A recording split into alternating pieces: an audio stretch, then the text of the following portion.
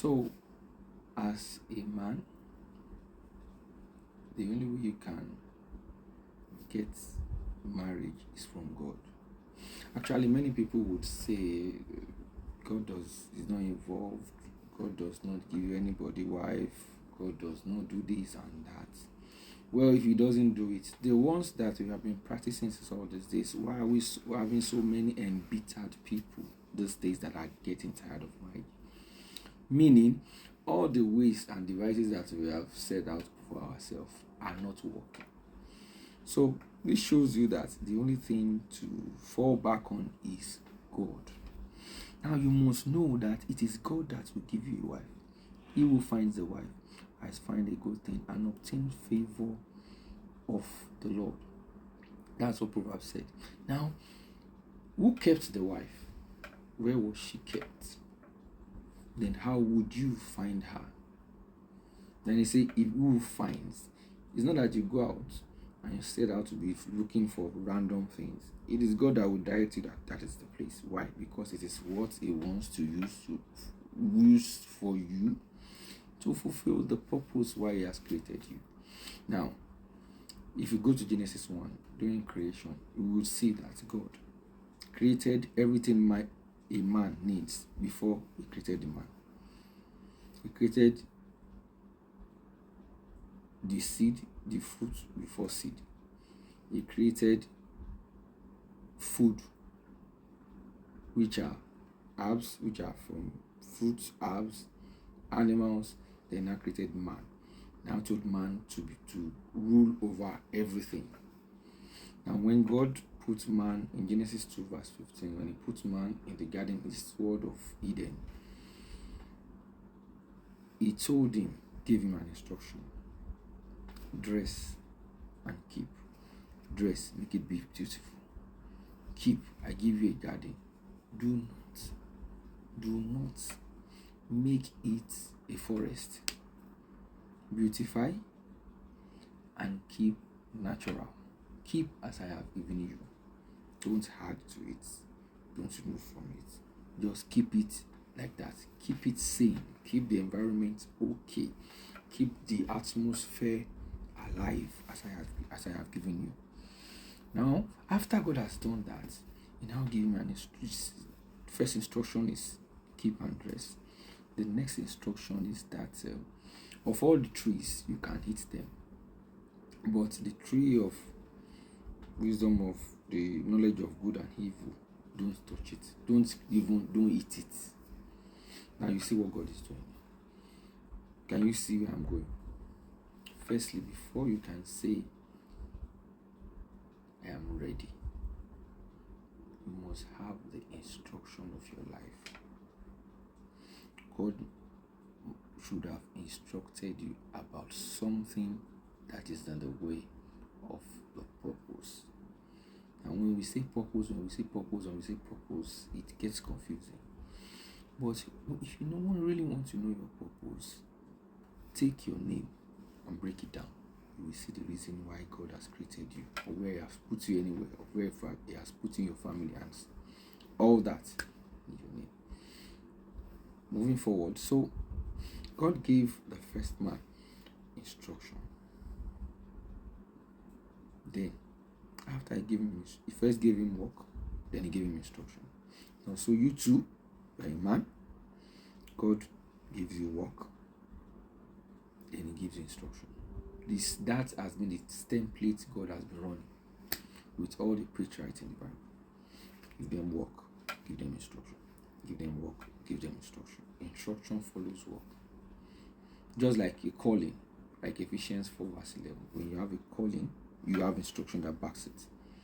Every calling has their teaching, which might overlap in a way, but they have their specific teaching that you cannot run this thing that's I'm an apostle, I'm a prophet, I'm an evangelist, I'm a pastor, I'm a teacher and stuff. You can't just say this apply to this.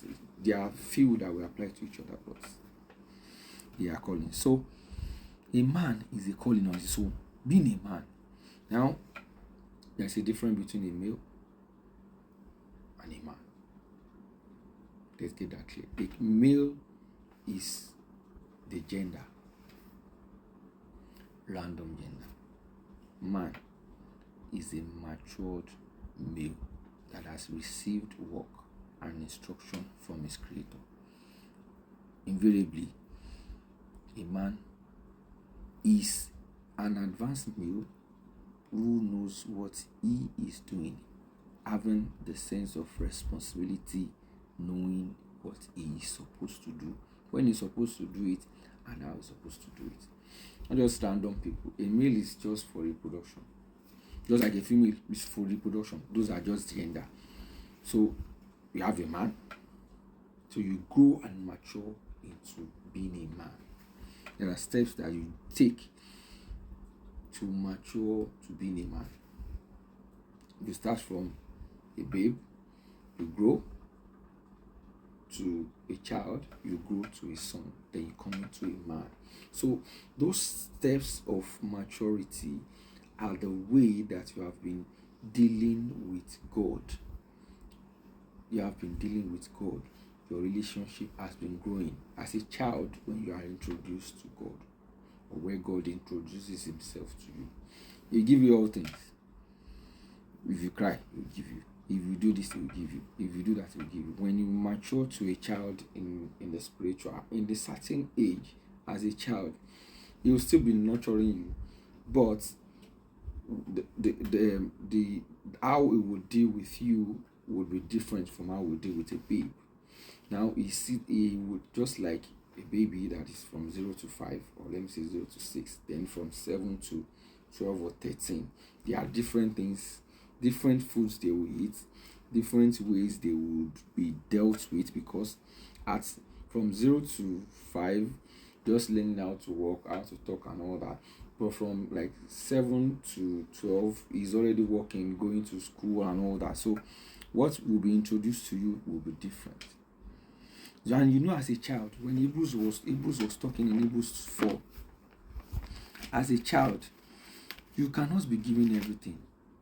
No, there are things that God will keep from you, and he will let you learn from others. So when you, as a child, there are some, how would I say it? There are some possessions that will not give, inheritances that will not give to you, because you are still a child. Then, when you grow, you become a son. Now, when you become a son, the same Hebrews 4, let me open it so that I can read it. The same Hebrews 4 was explaining how being a son is different.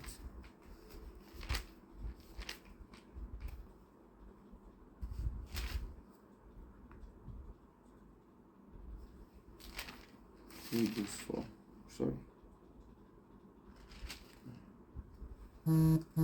Yes.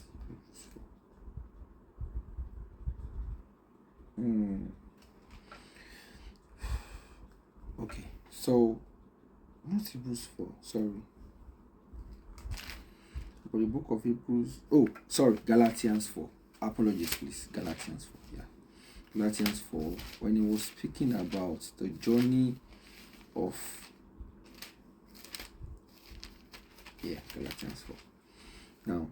Now I say that the heir, as long as he is a child, different not from a servant, though he be Lord of all, but is under tutors and governor until the time appointed of the father. So that means, as a child, you have access to things, but no, he will not give you until you become a son. Then you hand it over to you. Then from a son, you now become a man. That means you are matured to have the gift of God. You are mature spiritually and physically, emotionally, intellectually, psychologically, to handle the affairs of others, to tend to others. So you must have the sense of responsibility. Now, when God told Adam, keep and dress, do it this, he now said it is not good for a man to be alone. But naturally, when you see something is not good, you are supposed to make it good. What did God do? No. God brought all the animals, told him to name them. So that means when you are matured, there is more work for you.